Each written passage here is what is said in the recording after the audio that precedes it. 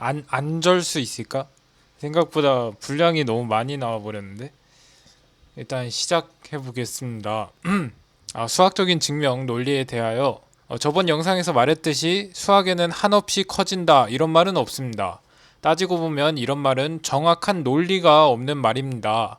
그래서 수학에서 논리를 어떻게 따지느냐, 증명은 어떻게 하느냐, 그것에 대한 이야기를 하겠습니다. 수학에서 어떤 명제를 증명할 때는 이미 참인 것을 사용하거나 정의를 활용합니다.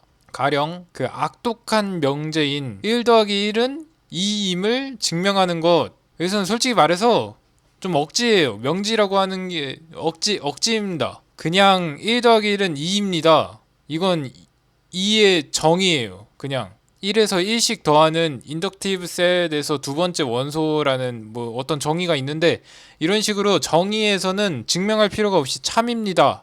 또한 전에 설명했던 공리를 참으로써 사용하기도 합니다. 그래서 기본적인 증명으로는, 이제부터 시작이죠. 기본적인 증명으로는 대소 비교가 있습니다. 여러분이 생각하시는 바로 그거요. 크고 작은 걸 비교하는 것. 1은 2보다 작고 이런 거요. 대소 비교를 할 때는 보통 이미 있는 것을 사용합니다. 2는 1보다 크고 3은 2보다 크기 때문에 3은 1보다 크다라고 말할 수가 있겠죠.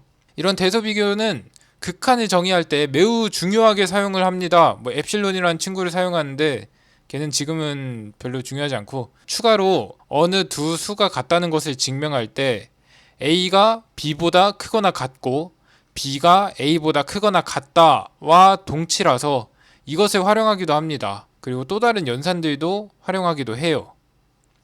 대소비교 다음으로는 포함 관계가 있습니다. 포함 관계는 어떤 집합에 원소가 포함되느냐를 말하는데, 이건 증명에 있어서 굉장히 많이 쓰입니다.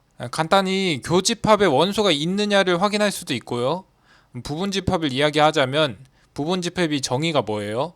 어떤 집합이 부분집합이 있을 때 부분집합이 모든 원소가 그 원래 집합이 원소가 된다. 요게 정의겠죠?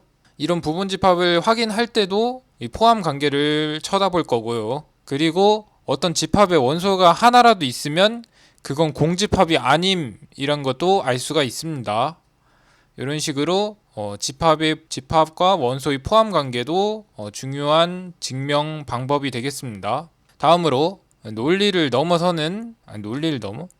간단한 논리를 넘어서 논리 연산자를 보자면 and, or, 그리고 if, then, 그리고 if, and, only if가 있어요. 각각 기호로 표현이 가능합니다. 사실 이건 수식으로 봐야 훨씬 편한데, and는 양쪽 명제가 모두 참일 때만 참이고, or은 양쪽 명제 중 하나만 참이어도 참, if와 then은 상황에 따라 다른데, 표현하자면 예를 들어 x가 홀수면 x제곱은 홀수다 라는 명제가 있습니다. 그러면은 어떤 홀수 x를 가져온다고 가정을 합니다. 홀수의 정의에 따라서 x equal 2n-1로 표현한 다음에 2n-1을 제곱을 해가지고 전개를 해보면 이것도 홀수콜로 표현이 된다는 것을 알 수 있습니다. 간단히 말해서 가정과 결말이 있기 때문에 가정을 풀어 나갔을 때 결말에 도달하는 거라고 볼 수가 있어요. 그리고 if and only if는 양쪽 방향을 다 증명을 해야 합니다. 양쪽 방향을 한 번씩 증명을 하면 증명이 되는 거고요. if and only if는 동치라는 표현도 쓰죠. if and only if는 참 많이 쓰입니다. 이건 알고 있어야 좋고. 다음, 또한 매우 중요한 모든이라는 기호와 존재한다라는 기호가 있어요.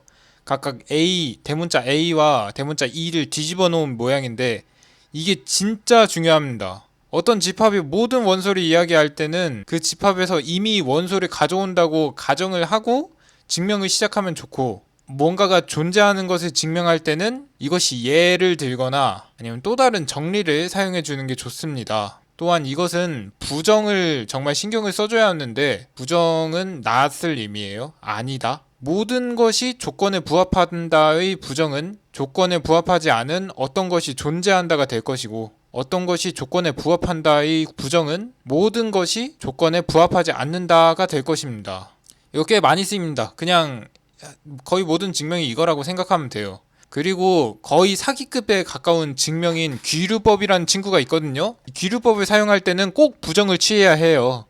그래서 그 유명한 증명 방법으로 귀류법이 있어요.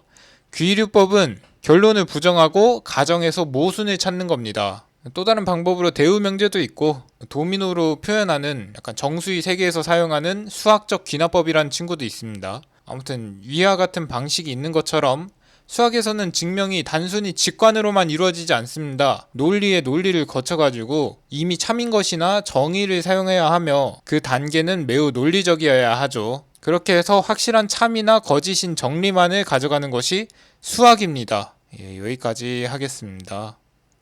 수학은 논리다. 하하.